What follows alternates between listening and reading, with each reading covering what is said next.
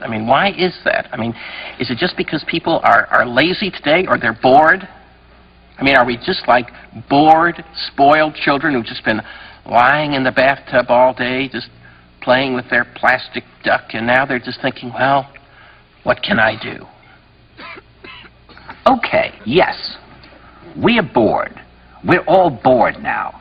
But has it ever occurred to you, Wally, that the process that creates this boredom that we see in the world now may very well be a self-perpetuating, unconscious form of brainwashing created by a world totalitarian government based on money, and that all of this is much more dangerous than one thinks? And it's not just a question of individual survival, Wally, but that somebody who's bored is asleep, and somebody who's asleep will not say no?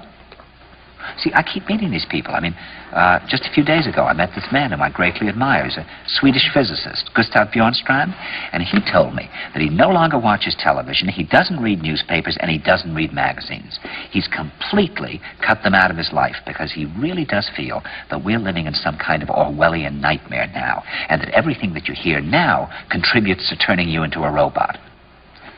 And when I was at Findhorn, I met this extraordinary English tree expert who had devoted his life to saving trees. He just got back from Washington, lobbying to save the redwoods. He's 84 years old. He always travels with a backpack because he never knows where he's going to be tomorrow.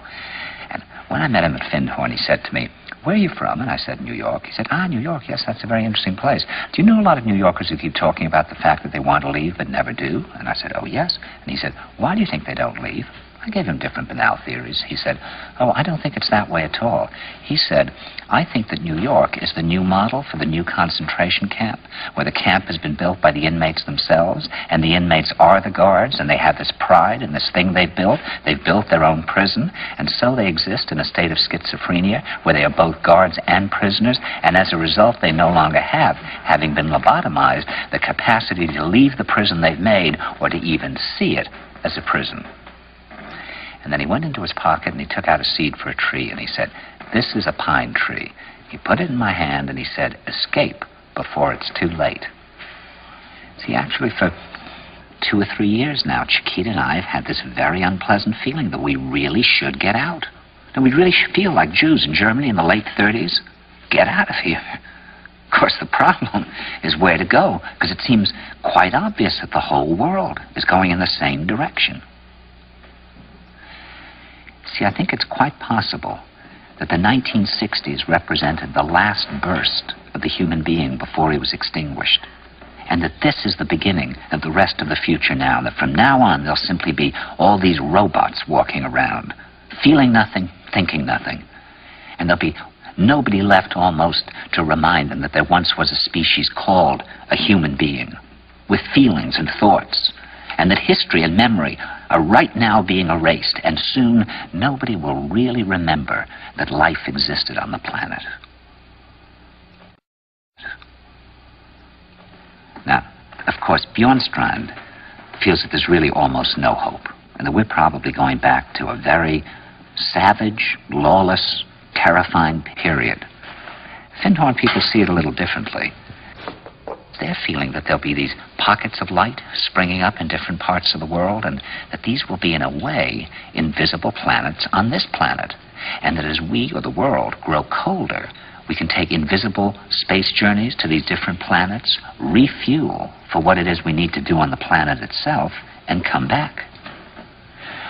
And it's their feeling that there have to be centers now where people can come and reconstruct a new future for the world.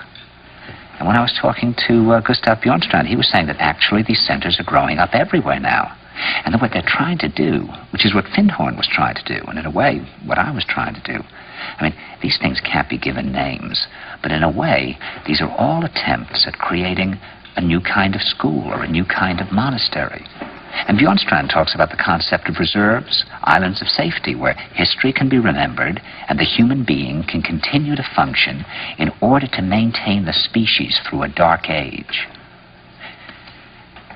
In other words, we're talking about an underground, which did exist in a different way during the Dark Ages among the mystical orders of the Church. And the purpose of this underground is to find out how to preserve the light, life, the culture, how to keep things living. You see, I keep thinking that what we need is a new language. a language of the heart. Languages in the Polish forest where language wasn't needed. Some kind of language between people that is a new kind of poetry. That's the poetry of the dancing bee that tells us where the honey is. And I think that in order to create that language, you're going to have to learn how you can go through a looking glass into another kind of perception where you have that sense of being united to all things, and suddenly you understand everything.